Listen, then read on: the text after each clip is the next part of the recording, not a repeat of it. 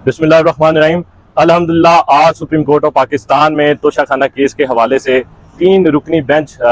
जिसको हेड कर रहे थे chief justice of Pakistan justice Umar Ata Bandial साहब, उन्होंने समाअत की और अल्हम्दुलिल्लाह हमारे वो सारे पॉइंट्स जो हम पहले दिन से ये बातें कर रहे थे कि हमें और इमरान खान साहब को इस ट्रायल में फिर ट्रायल का मौका नहीं दिया जा रहा और इंसाफ के कानूनी तकाजे पूरे नहीं किए जा रहे। आज वही बातें सुप्रीम कोर्ट ऑफ पाकिस्तान में हमारी बातें मानी गई कि बिल्कुल इस केस में इंसाफ के कानूनी तकाजे पूरे नहीं किए गए। हमारे वो पॉइंट्स जिन बातों का सबसे पहले डिसाइड होना था, वो चाहे वो मेंटेनेबिलिटी पे हो, चाहे वो लिमिटेशन पे हो, चाहे वो जुरिस्डिक्शन के हवाले से हो, उन पॉइंट्स को इवेलुएट या कंसीडर ट्रायल कोर्ट ने नहीं किया। उसके बाद इस्लामाबाद हाई कोर्ट ने इन पॉइंट्स पे सेट असाइड करके ट्रायल कोर्ट को ये हुक्म दिया था कि इन पॉइंट्स को दोबारा सुना जाए, लेकिन जो फाइनल जजमेंट जिसकी बेसिस पे इमरान खान साहब को जेल में भेज दिया गया, उन्हीं पॉइंट्स पे पुराने पॉइंट जिस पॉइंट पे इस्लामाबाद हाई कोर्ट ने सेट असाइड करके ट्रायल कोर्ट को कहा कि इन पॉइंट्स को दोबारा सुना जाए, लेकिन पुरानी ग्राउंड पे फाइनल फैसला दे दिया गया